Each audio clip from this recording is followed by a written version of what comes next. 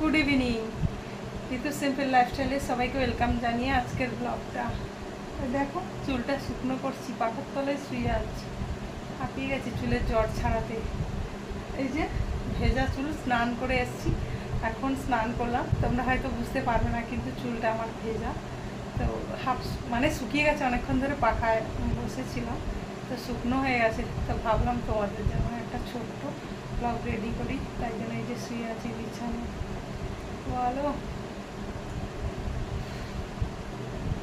তারপর তোমরা কি চা কফি তোমাদের সবার খাওয়া হয়ে গেছে আমার তো এখনো খাওয়া হয়নি খাবো এই ব্লগটা শ্যুট করে নিই তারপরে আগে একটা করেছি তো এর পরেরটা করছি তো এই যে চলো মুখে একটু সিরাম দেবো তো মুখে একটু সিরাম দেবো ভাবছি কিন্তু গরম লাগছে দিতে ইচ্ছে করছেও না আমার ঘেমে যাচ্ছি আমার না কিচ্ছু মাখতে ইচ্ছে করছে না সেটা ফেস ওয়াশ দিয়ে মুখটা ধুয়েছি ব্যাস কিন্তু দিতেই তো হবে বলো ফেস ওয়াশ সিরাম তো দিতেই হবে ফেস ওয়াশ নাহলে পুরো ড্রাই হয়ে যায় চলো উঠি উঠে একটু লাগিয়ে নিই সিরাম চলো তো ইচ্ছে করছে না মানে চুলটা এরকম ঝুলিয়ে পাখার তলায় শুয়ে থাকি তাহলে চুলটা শুকিয়ে যাবে চুল ভেজা থাকলে না এই সন্ধেবেলা স্নান তাহলে ঠান্ডাটা লেগে যাবে আর এই ভিডিওটা আমার মা নিশ্চয়ই দেখবে আমার মা দেখে পুরো ভিডিও সব আমার মা তো রাগারাগি করবে যে তুই এত সন্ধেবেলা স্নান করছি ভিডিওটা যদি দেখে তাহলে তো বুঝতেই পারবে তো আমি এত দেরিতে স্নান করেছি বকাবকি করবে তো চল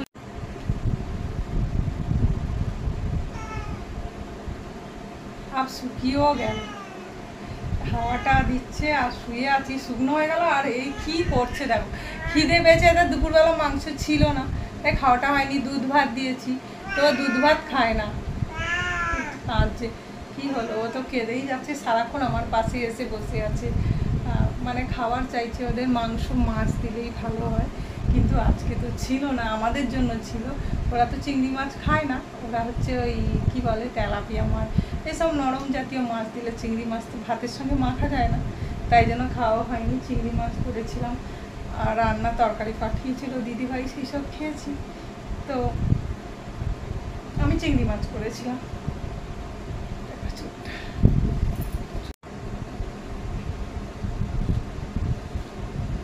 শুকনো হয়ে গেছে কিন্তু কিছু কিছু জট আছে যেগুলো আমি ছাড়াইনি এখনো এই যে জটও কিছু কিছু আছে কিন্তু আমি ছাড়াতে পারছি না বুঝলে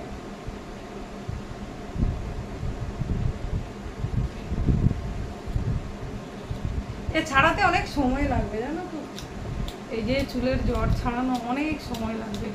এত সময় নেই আমার কাছে একদম কম সময় এখন আমি রান্না করবো চা খাবো প্রথমে তবে রান্না করে নেবো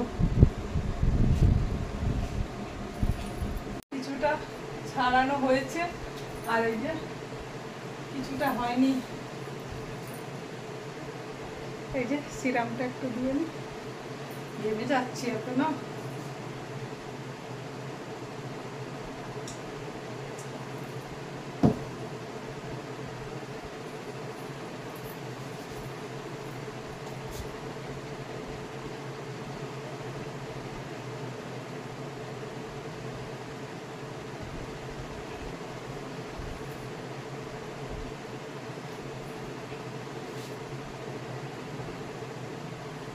খালি পাখার তলায় চলে আসছি কেন বলো তো চুলটা তাড়াতাড়ি শুকনো হবে তার জন্য